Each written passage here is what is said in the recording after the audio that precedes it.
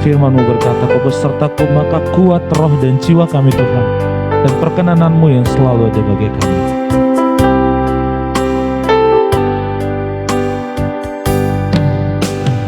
Firman-Mu berkata, Kau besertaku, maka kuat roh dan jiwaku. Tangan-Mu Tuhan selalu ku nantikan, di setiap langkahku percaya firman-Mu. Firman-Mu berkata, Kau besertaku, maka kuat roh dan jiwaku.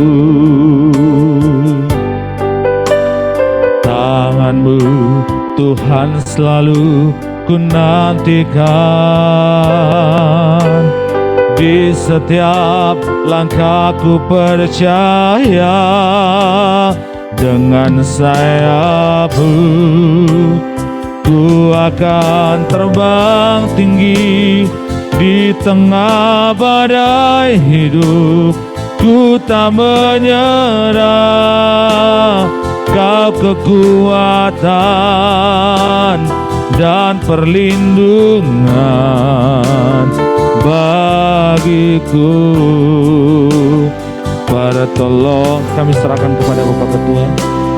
Di tempat maha tinggi ku mengangkat tanganku, aku berserah. Kau ku nantikan, Kau yang ku sembah, Yesusku, Rajaku. Dengan sayap-Mu ku akan terbang tinggi, di tengah badai hidup ku tak menyerah. Kau kekuatan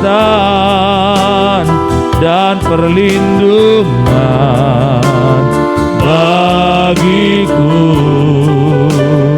Pertolonganku di tempat maha tinggi, ku mengangkat tanganku, aku berserah. Kau ku nantikan, Kau yang ku sembah, Yesusku, Rajaku. Mari kita berdoa. Itulah pernyataan dan pengakuan kami. Kaulah pertolongan kami. Tanpa Engkau hidup kami binasa. Kami tidak sanggup memelihara, menjaga, melindungi hidup kami. Semuanya karena pertolongan-Mu. Bapa, lengkapi sukacita ibadah chapel kami STT Baso malam ini melalui pembacaan dan pemberitaan firman-Mu. Tolong hamba yang menyampaikan, tolong semua kami yang mendengarkannya. Berfirmanlah pada kami, dalam nama Tuhan Yesus, oleh pertolongan Roh-Mu, kami siap menyambut firman-Mu. Amin. Ya.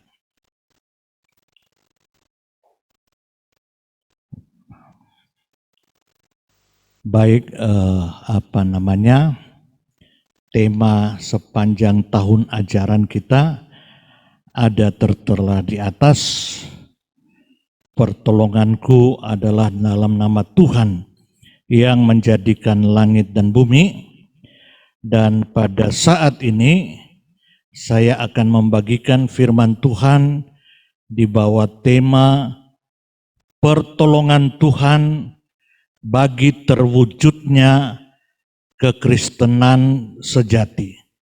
Pertolongan Tuhan bagi terwujudnya kekristenan sejati.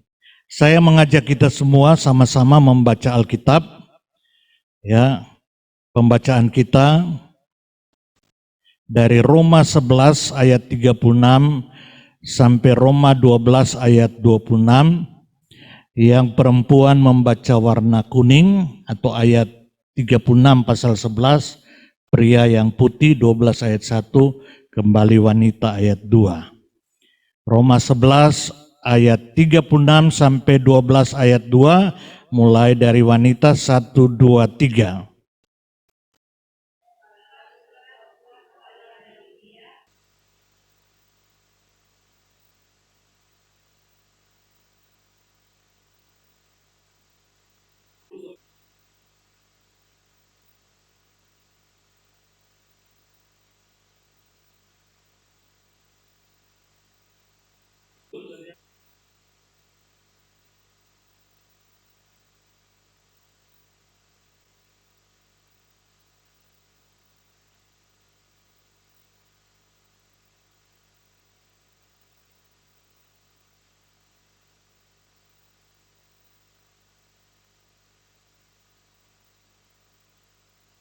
Ya, sampai di sana pembacaan kita. Ya, kalau saudara yang sudah belajar tentang struktur kitab Roma ini, kita tahu bersama dari pasal 1 sampai pasal 11 itu Paulus mengajar, ya, pengajaran tentang keselamatan dengan segala aspeknya. Dan selanjutnya pasal 12 sampai 16 dia mengajarkan bagaimana mempraktekkan keselamatan itu dalam kehidupan orang percaya. Nah, sebelum muncul di pasal 12, ya, maka muncul pasal 11 ayat 36 sampai pasal 12 ayat 1 dan 2. Nah, dari ayat ini kita akan melihat tentang pertolongan Tuhan bagi terwujudnya kekristenan sejati. Yang pertama kita lihat dari pembacaan kita, bagian pertama dikatakan atau judulnya Dasar Pertolongan Tuhan bagi terwujudnya kekristenan sejati.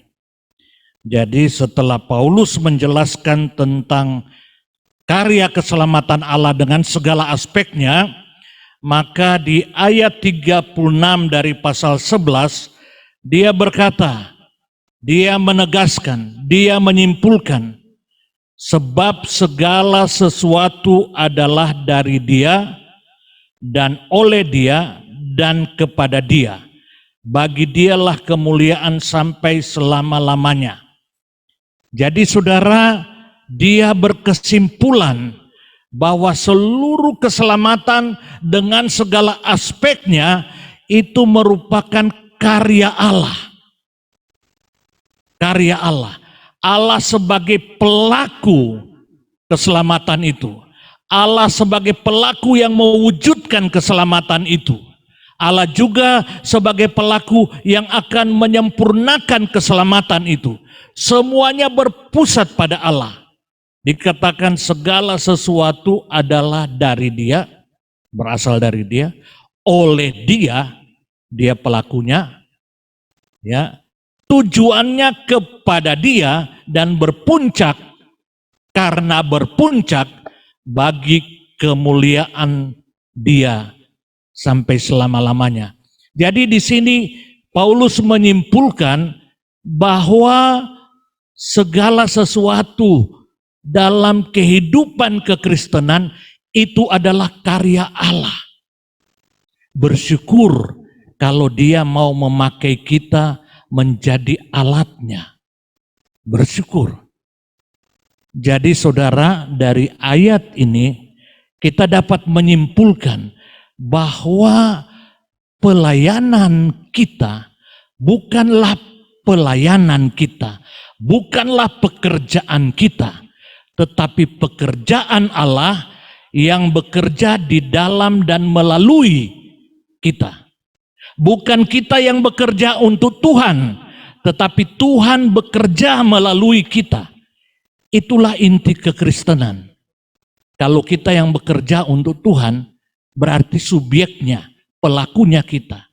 Tapi kalau Tuhan yang bekerja melalui kita, subjeknya, pelakunya adalah Tuhan. Kekristenan seperti itu. Beda dengan agama lain. Kalau agama lain adalah usaha manusia.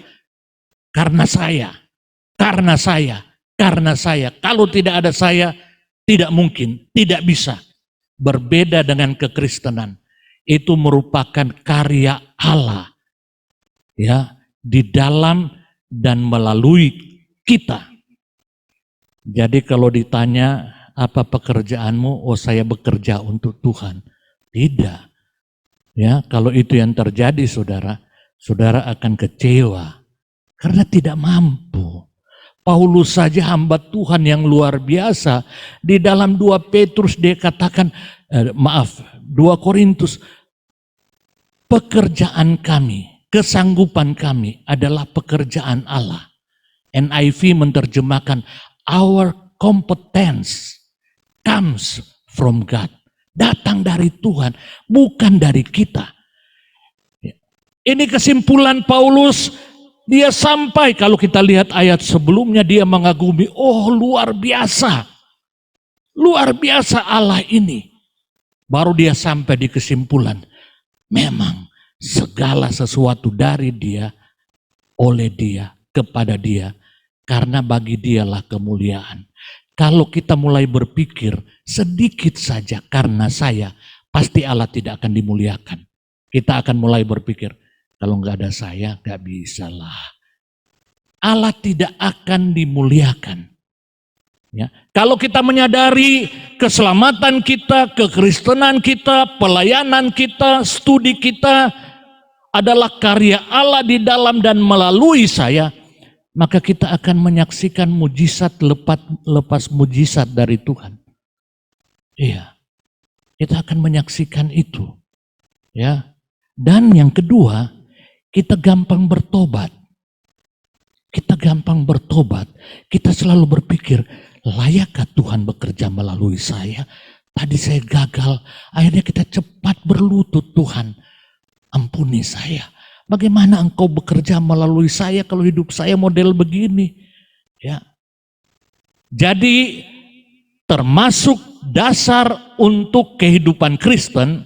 Jadi tidak kebetulan ayat 36 ini muncul sebelum Paulus muncul dengan pasal 12 sampai pasal 16, secara khusus sampai pasal 15.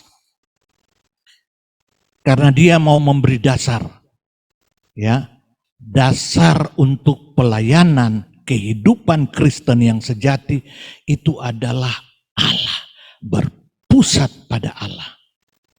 Itu yang pertama yang kita lihat, dasar pertolongan Tuhan bagi kekristenan yang sejati adalah pertolongan Tuhan itu sendiri, adalah Tuhan itu sendiri.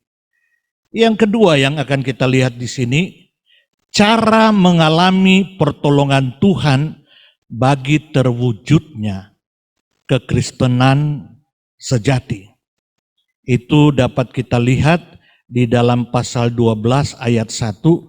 Saudara lihat, tidak kebetulan bahasa Indonesia memakai kata penghubung, karena itu. Karena apa? Karena segala sesuatu dari Dia, oleh Dia, dan kepada Dia. Karena itu. Karena itu. Jadi karena kita menyadari semuanya karena Tuhan. Tanpa Tuhan saya tidak bisa. Not me but Christ. Bukan saya tapi Kristus. Roh Kristus. Karena Tuhan. Karena kita menyadari ini, ya, maka Paulus katakan karena itu. Karena bukan karena engkau, tapi karena Tuhan. Karena itu, saudara-saudara, bahkan tidak cukup karena itu. Dia pakai lagi istilah demi kemurahan Allah. Oh, luar biasa. Demi kemurahan Allah, aku menasihatkan kamu supaya kamu mempersembahkan tubuhmu sebagai persembahan yang hidup, ya, sebagai persembahan yang hidup. Jadi karena semua dari Allah, bagaimana cara? Bagaimana cara supaya kita mengalami pertolongan Tuhan dalam kehidupan kekristenan kita? Bagaimana caranya? Cuma ada satu cara, persembahkanlah tubuhmu kepada Dia, subjek, objek daripada kekristenan, pelayanan itu. Logis kan? Logis sekali. Karena itu, tidak ada pilihan. Jadi bagaimana supaya Allah dapat bekerja di dalam hidup saya, ya, dalam pelayanan saya? Persembahkan tubuhmu. Ya. Kata persembahan ini luar biasa dalam bentuk aorist, indikatif. Jadi sebenarnya seharusnya pada waktu kita menerima Yesus, kita itu sudah milik Yesus. Sudah milik Yesus. Ya. Seperti itu, kita sudah milik Yesus. Tetapi mari dengan kesadaran kita bikin serah terima dengan Tuhan. Tuhan, ini saya. Ini hidup saya persembahkan karena saya sadar. Ya, semua karena Engkau. Jangankan pelayanan, saudara. Hidup kita yang lain juga karena Tuhan. Saudara kira, saudara dan saya bisa lolos dari COVID, ya, itu karena Tuhan. Bisa sembuh karena Tuhan. Banyak yang tidak lolos, saudara. Punya segalanya, tidak lolos. Saudara bisa tiba di kampus, waduh, naik motor itu, aduh, luar biasa. Ya, penuh ancaman. Kalau kita masih bisa bangun pagi dan hidup, itu karena Tuhan. Karena Tuhan. Karena menyadari baik hidup kita, pelayanan kita adalah karya Tuhan dalam hidup kita, maka cara mewujudkannya cuma satu. Persembahkan hidupmu kepada Tuhan. Menjadi satu persembahan yang hidup. Ya, menjadi persembahan yang hidup. Seperti itu, saudara. Yang kalau dalam bahasa lain, yang masuk di akal, yang rasional, dalam bahasa aslinya, yang logikon, ya, yang logis. Jadi logis, saudara, karena menyadari ini semua karena Tuhan, baru karena itu kita persembahkan supaya kita dapat menjadi alat Tuhan yang efektif. Logis itu, ya, menjadi persembahan yang reasonable seperti itu, ya, kepada Tuhan, ya, persembahan yang hidup, yang kudus, yang berkenan kepada Allah, yang hidup, yang berkenan kepada Allah.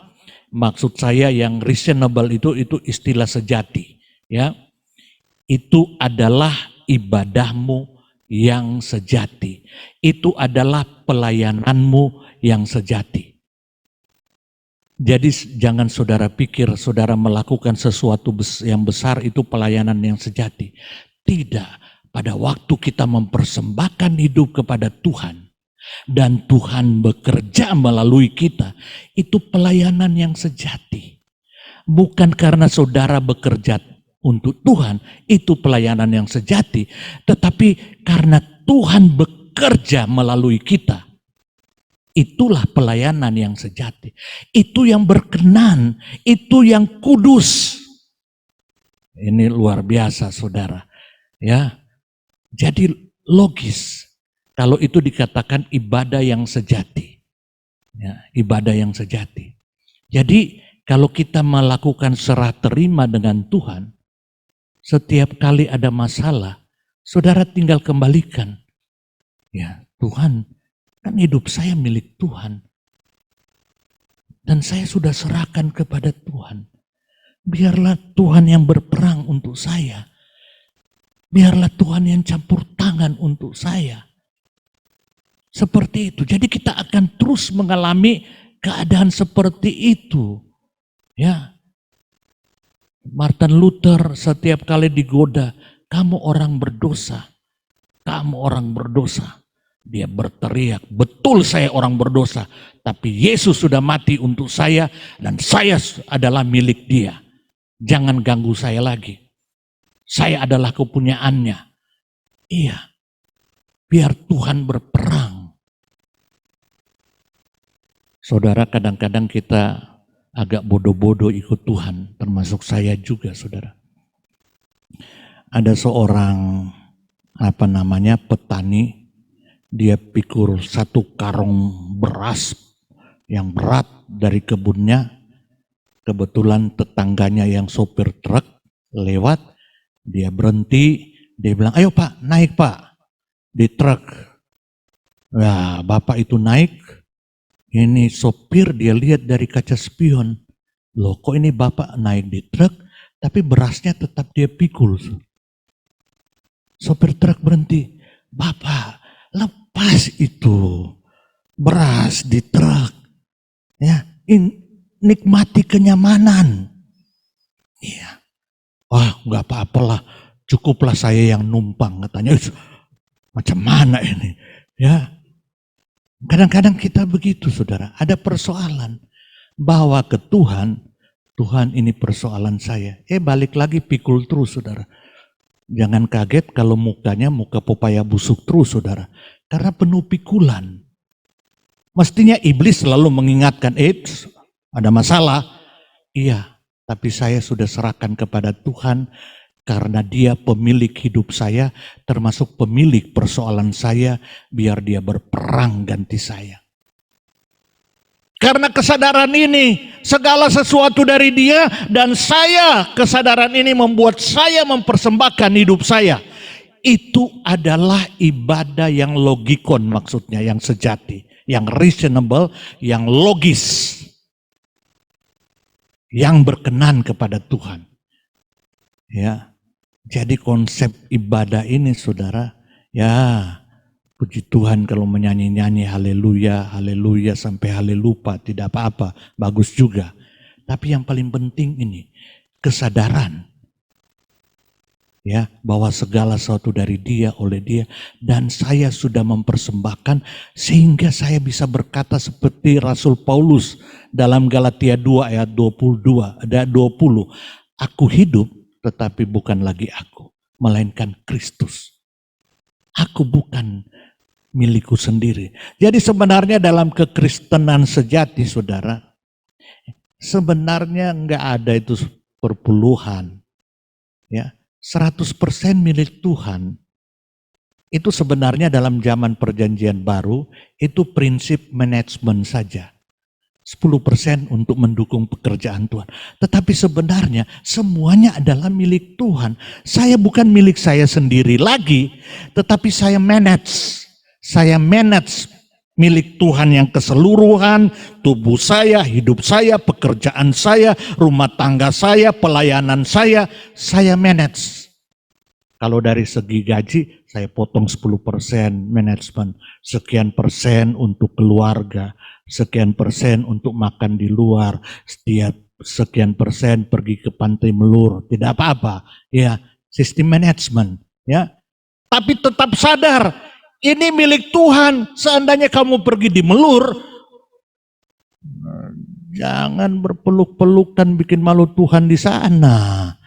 Ya, tetap waktu santaimu itu adalah milik Tuhan. Semuanya milik Tuhan. Tidak ada sedikit pun, ya, milik kita. Itu cara. Tidak ada cara lain, saudara. Mau menyaksikan mujizat Tuhan, itu cara. Supaya sungguh-sungguh Tuhan dapat bekerja di dalam dan melalui saudara. Yang terakhir, tujuan pertolongan Tuhan bagi terwujudnya kekristenan yang sejati. Ayat 2. Janganlah kamu menjadi serupa dengan dunia, dengan era ini, ya, zaman ini. Tetapi terus meneruslah berubah oleh pembaharuan budimu. Jadi kalau Allah bekerja di dalam kita dan hidup kita sudah dipersembahkan untuk Dia, maka kita akan masuk ke tahap berproses mencapai tujuan menjadi serupa dengan kehendak Tuhan. Baru kita akan masuk ke dalam proses yang benar. Tetapi kalau itu masih karena saya, dan kita tidak dengan pemahaman dan kerelaan menyerahkan dan tetap berpegang ke sana bahwa saya milik Tuhan, maka kita tidak akan pernah mengalami proses menjadi serupa dengan kehendak Tuhan. Mencapai tujuan Tuhan, menjadi serupa Kristus. Itu sebabnya maaf bukan ayat 12 ini, ayat 2 ya. Ya. Itu sebabnya dikatakan janganlah kamu menjadi serupa dengan zaman ini, tetapi terus-menerus bermetamorfosa, metamorfosa, berubah seperti kupu-kupu yang masih kepompong berubah menjadi indah kupu-kupu. Jadi luar biasa, terjadi perubahan yang 180 derajat. Ya, aku tidak seperti yang dulu lagi. Ini bukan berarti pengkhianatan ya. Kalau pacaran ya seperti itu mungkin ya. Ya, tidak seperti dulu lagi mencintaimu.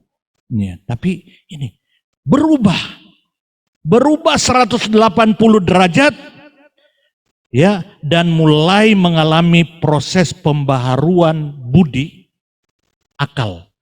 Ya, mulai saudara, oleh sebab itu saudara ada di Basom belajar tentang pemahaman. Belajar pemahaman firman oleh pertolongan Roh Kudus tidak akan berhenti sampai di kognitif saja. Akan terus berpengaruh secara afektif dan psikomotoris. Hidup kita berubah. Pasti. Tetapi selalu mulai dari pemahaman. Pemahaman menghasilkan afeksi. Afeksi akan bermuara ke psikomotoris. Itu ilmu pendidikan. Harus memiliki 3 aspek. Harus mempengaruhi kognitif, afektif, perasaan kita cinta dengan pelajaran itu. Dan kita mulai hidup psikomotoris sesuai dengan pemahaman itu. Ya, apalagi firman itu punya kuasa memerdekakan. Apalagi ada Roh Kudus yang menolong, pasti merubah kita. Mulai dari pembaharuan budi kita, akal kita, bermuara kepada kelakuan. Bahasa lain nanti kalau sudah kelas lebih atas nanti dengar-dengar itu. Ortodoksi, ortopati, dan ortopraksi. Itu ilmu teologi. Tadi itu ilmu pendidikan, saudara. Filsafat ilmu pendidikan harus memiliki 3 aspek itu. Ya, mulai dari sehingga dampaknya kamu dapat membedakan manakah kehendak Allah, apa yang baik, yang berkenan kepada Allah, dan yang sempurna. Nikmatilah pertolongan Tuhan untuk membangun kekristenan hidup yang sejati. Tuhan Yesus memberkati. Mari kita berdoa. Iya Bapak, hamba berhenti berbicara. Roh-Mu yang kudus, Guru Agung kami, menolong kami, baik kami yang di sini maupun di rumah, memeteraikan firman-Mu menjadi sesuatu yang memerdekakan kami dari sesuatu yang tidak benar di dalam pemahaman kami. Tolong kami, berkati kami. Dalam nama Tuhan Yesus, amin.